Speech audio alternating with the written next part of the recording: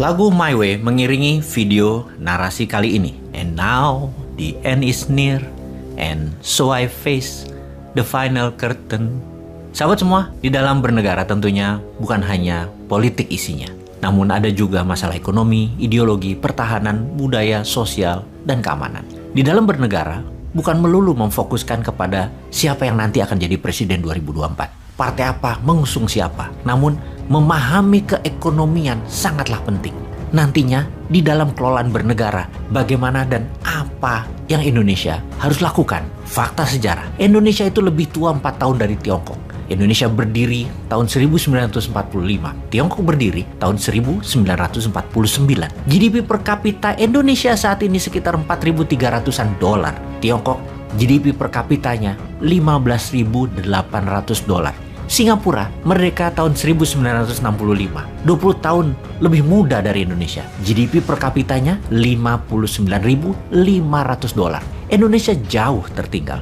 Ini kalau kita bernegaranya jantan. Kita mengakui bahwa memang ada yang salah di dalam mengelola potensi negara Indonesia dalam 7 kepresidenan saat ini. Haluan negara dan nation interest-nya belum world class. Itu sekali lagi kalau kita jantan. Namun kalau kita bangsa yang cari selamat, maka kita akan membandingkan dengan negara lain yang lebih lemah. Seperti mengatakan, itu Ethiopia masih miskin, Myanmar masih miskin, India masih di bawah kita. Untuk hal ini, terserah Anda memandang diri Anda sendiri. Merasa kita di bawah performa atau merasa kita sudah cukup seperti apa adanya saat ini adalah yang terbenar dan yang terbaik untuk Indonesia. Bagi New Mind, Indonesia adalah Ferrari yang dibawanya hanya 30 km per jam. Takut-takut, bingung, dan gak pede.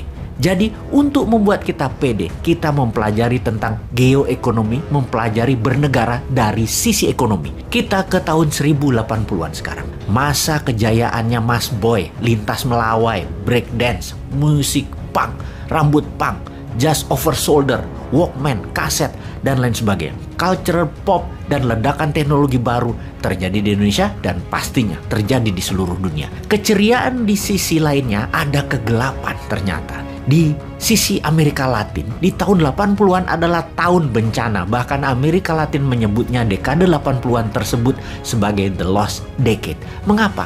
Karena mereka menghadapi masalah financial turmoil, masalah keuangan yang parah. Debt typhoon atau badai hutang menghantam ekonomi Amerika Latin yang dikarenakan di tahun 80-an tersebut ada 2 kali kenaikan harga minyak bumi, oil price shock, yang membuat banyak negara Amerika Latin menjadi defisit neraca perdagangannya. Meksiko adalah negara pertama yang tumbang, mengatakan dirinya bangkrut di tahun 1982, menyatakan negaranya tidak mampu membayar hutang. Ternyata membuat efek domino di berbagai negara Amerika Latin yang juga memiliki hutang negara yang sangat besar.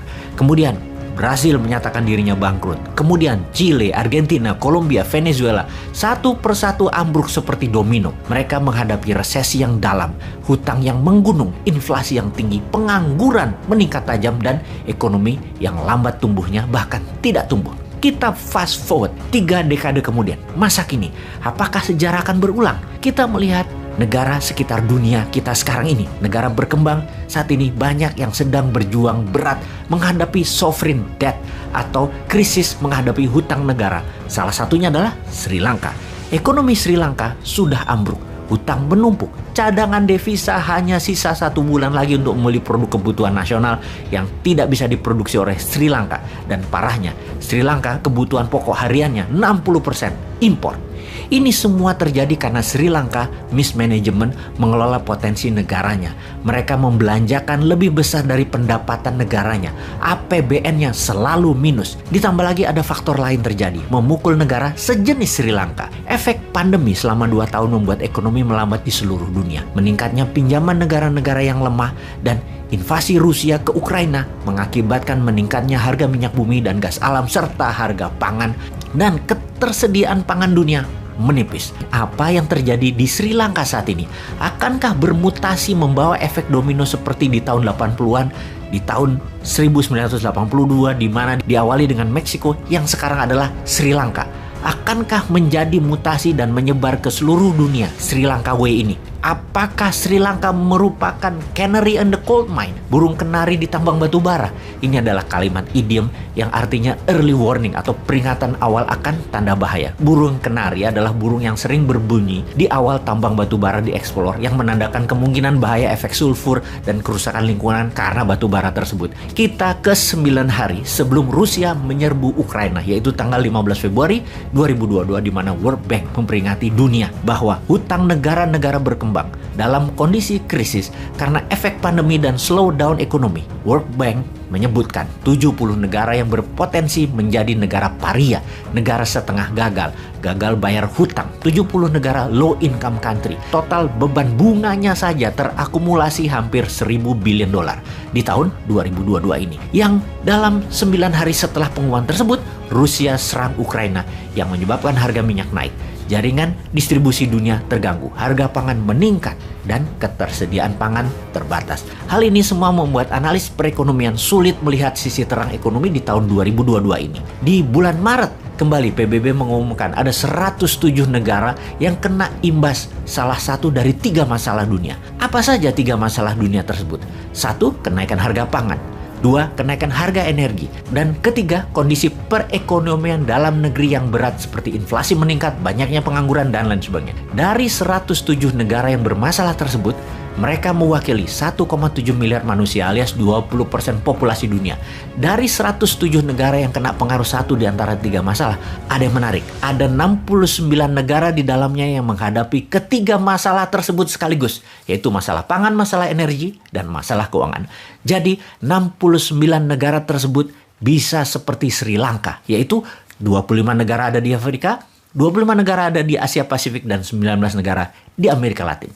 Ekonomis bahkan menduga negara di Afrika seperti Mesir saja terkena 3 pengaruh masalah dunia tersebut, apalagi negara lain. Gandum, makanan utama Mesir, sudah mulai hilang dari pasaran Mesir dan harganya sudah naik 50%. Pemerintah Mesir baru-baru ini mengatakan cadangan pangan hanya bertahan 3 bulan lagi di bulognya Mesir. Tunisia, pencetus awal Arab Spring, hutangnya sudah 100% GDP, inflasi 7%, yang bisa menyebabkan masyarakat turun ke jalan karena masalah ekonomi tersebut. Lebanon dalam 2 tahun ini sudah meningkat 11 kali mengenai kebutuhan harga-harga pangan tersebut.